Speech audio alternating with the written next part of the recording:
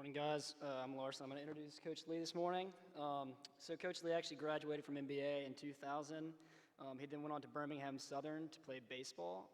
Afterwards, he transferred to Vanderbilt to play football, where he won the John Wooden Award. It's an award given for service, sportsmanship, and a hard work ethic.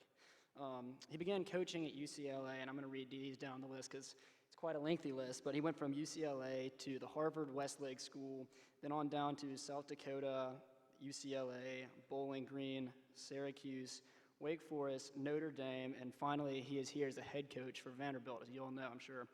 Mr. Joya was telling me earlier how much he appreciates Coach Lee's humility, goodness, and kindness, so please join me in welcoming Coach Lee back to MBA.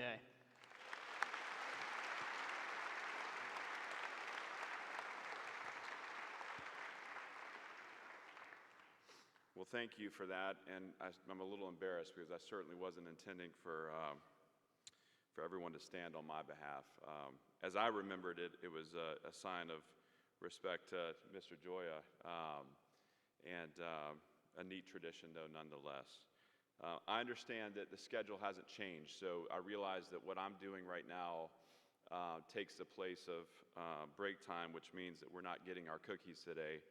And so I want to make sure that I give you something of substance here that will make you not regret missing out on the snack.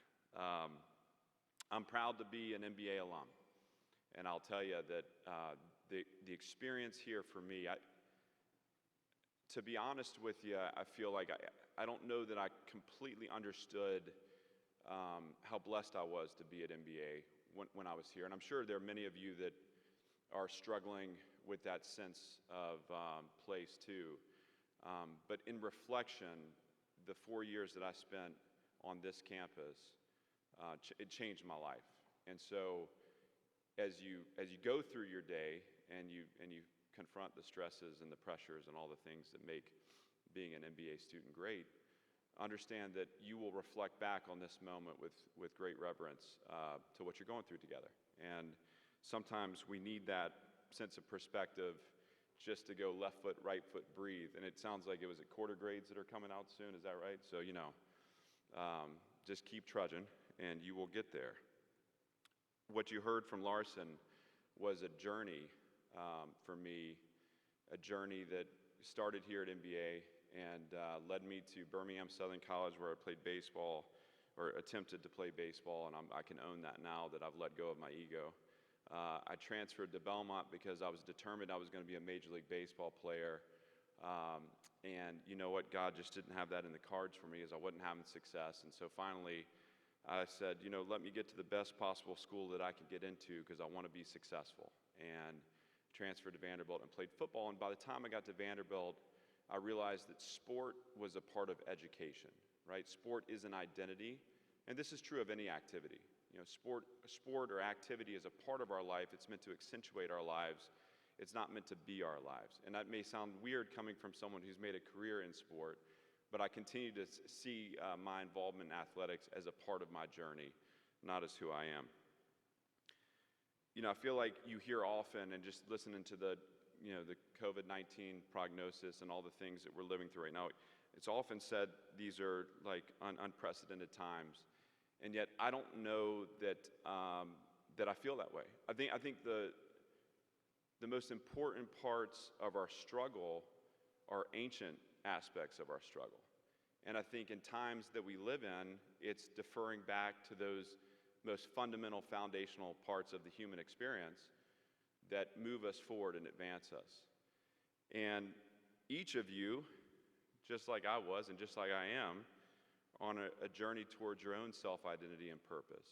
And that can be, an emotional experience. It can be painful. There are wounds and scars that occur on that journey. There are also moments of complete clarity, and you feel like so in symmetry with who you're meant to be. And I just want to challenge you to locate who you are, to find the beacon within you that is going off right now, signaling to you what it is that you're meant to be doing. And I want to push you not to cover that signal up with facades or fronts. We're not meant to water down the human experience by being the version of us that we feel like everyone else wants. or that allows us to fit in, but to locate your unique gift and to let that shine each day. That's a tough thing to do. It's something that I wish would have been said to me, as I was sitting in assembly. I think it's important for all of us to keep searching for who we are. On the journey to identity and purpose, it's important to be more concerned with who you are than what you do. And I think particularly how does this work? Seniors? All around. Okay, so for the seniors in the room, there's probably a pressure cooker existing in your life, both at home and internally, that is pushing you towards what's next. Is it, college, internships, eventually it'll be jobs, eventually careers? What am I going to do? I can tell you right now, when I sat in this room, I had no idea that I would be a college football coach, and certainly not a head coach in the SEC. I had no inclination that that was even possible. So being concerned with who we are, not what we do, is an acknowledgement that we're all in a design phase here. Every single one of us, me included. And we're perfectly designed for the results we achieve. And so design to me is about tethering to standards.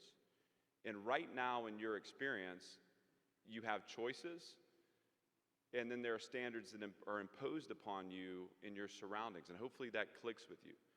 So the choices you make each day, the power of those choices will deliver you towards that version of yourself down the road, that no matter what you're doing, who you are is strengthened in your character through your choices. And then each one of you faces down standards that are imposed upon you every day. And you have to entrust those that are imposing those standards, the demands of being an MBA student. You have to trust the people that deploy those and hold you accountable. Trust them that they're doing it for your best interest. And so when you put your khakis on and your dress shoes, are we still clean shaven here? Is that when you shave in the morning? Don't do it out of resentment. Choose an attitude that allows you to see the blessings that being accountable to those standards, how that will deliver you to the person that you want to be long term. We're really all engaged in two struggles right now. There's the struggle in the challenge or the task at hand. Being a football coach, I followed this program very closely, and the MBA football team, just like the Vanderbilt football team, is engaged in a struggle for outcomes. And that's going to be represented in an opponent that's across the field every Friday, for us every Saturday. But there's also what Stephen Pressfield refers to as the resistance. And the resistance is that struggle that is waged internally. And this goes back to attitude and choice. Because you should be ruthless in defending that which you have control over. And that's everything that rests inside you in terms of how you consume your experience, the lens through which you view your experience. And so when you wake up and you get dressed for school, you do it out of a celebration for the standards that are being an MBA, the presentation of being an MBA student. When you shave, you understand that you're representing the standard of what it means to belong to this tribe. What an incredible honor it is to be a part of this school. And if you don't feel that all the way, you've got to convince yourself to feel it. Because in doing that and choosing that attitude, you will reframe your experience completely. The higher that I've climbed, the more that I've relied on a commitment to guiding principle. And this will be true for you guys too. The more success that you take on, or that's delivered to you, the more outside pressure and opinion will wage a storm internally. And for me, peace of mind amidst that storm comes in knowing exactly what I want, knowing exactly why I am where I am, and just staying completely true to that sense of self and purpose. Finally, I want to leave you with two mantras that we use in our program, two that I think would be helpful to you, and two that I, in some way, would have appreciated hearing when I was in your seats too. The first is a statement. I don't deserve it, I have to earn it. Okay, and that statement represents our fight against entitlement. So I walk in this facility, even in this arena, and I'm struck with how immaculate it is. This is an incredible space. You have at your fingertips every resource you could ever want to be as successful as you want to be. And to be willing to wake up every day and acknowledge the fact that you don't deserve it, but you are to earn it, is a powerful mindset that will unlock possibility for you in your future. We say this in our program, and I speak to our student athletes no different than I'm speaking to you. The idea that a college athlete doesn't deserve a scholarship is almost a taboo conversation anymore. But in our spaces, it's so important that they understand the privilege it is to be a part of Vanderbilt football. And the way they earn that privilege is to earn that scholarship every day. And it starts with me. So I've coached for 16 years, and I still consider myself young. And listen, we can argue about that if we want. I'm not quite 40. It's coming up on me quick. But not one of my 16 years in coaching validate me for the position I have right now. Not one. Not the 2 trips in 3 years at Notre Dame to the playoffs. Not the ones where, I struggled through great adversity. I walk into my office every morning and I'm just knocked back by this idea of, man, I do not deserve this, but let me earn it, because I can focus on that.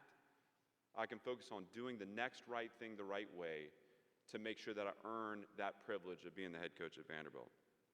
And the second mantra is just a concept. And this is really important. And so as I finish here, just dial in. I understand that the time of day and also the heaviness of the topic. Just dial into this. The opportunity is not the outcome. Look around you.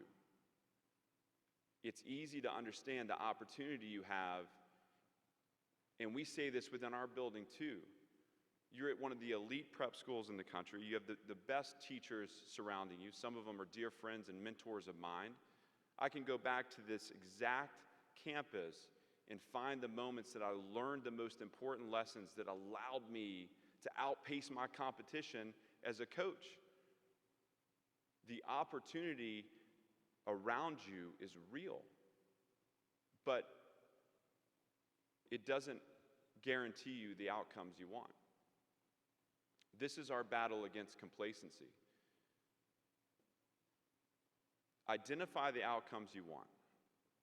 Understand fully the opportunity, and bridge the two with investment, work, sacrifice, rolling your sleeves up, find a guide, listen to your teachers, listen to your coaches. You have unbelievable potential on this campus. Don't look back and regret because you didn't take advantage of the opportunity that surrounds you. You have to recognize that opportunity, and you have to step into that each day. So here sits the future leaders of our country and community. And we are all desperately counting on you to grab hold and seize your opportunity and maximize it. I have young kids. My young kids will depend upon your leadership someday. They will inhabit the world that you create. And so don't waste the opportunity here to become what you want to become and engage in the struggle that is that fight for self-identity, and know that I am always here as a resource to you, as a friend, as a fellow alum, and someone who cares a lot about MBA. Thank you guys so much for your time this morning.